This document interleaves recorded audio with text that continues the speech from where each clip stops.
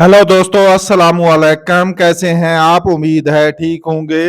मैं डॉक्टर इजाज गिल। आज मैं आप लोगों के सामने अगर भैंस के थन में टीथ फाइब्रोसिस हो जाए यानी रेणा बन जाए या तरेना पंजाबी में कहते हैं, या थन से दूध ना निकले, अगर निकले तो बहुत जोर के साथ बहुत बारीक धार दूध की आए, तो उसका कैसे ट्रीटमेंट किया जाएगा, मैं आप लोगों के सामने करने लगा हूँ।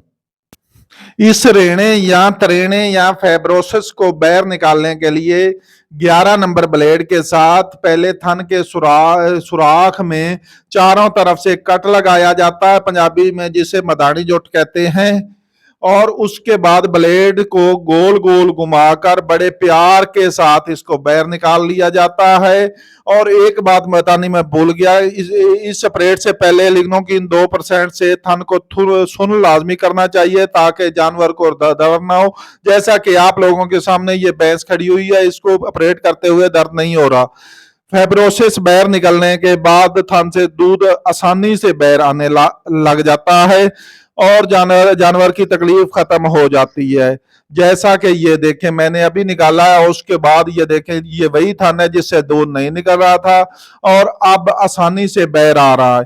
इसके बाद इस थन में चवाई के बाद मेथाक्लोर ट्यूब या एनमेंट 4 से 5 दिन दाखिल करनी चाहिए और एंटीबायोटिक के तौर पर अमॉक्सिसिलिन और दर्द वगैरह के लिए कीटोप्रोफिन का इस्तेमाल करने से जानवर बिल्कुल ठीक हो जाता है।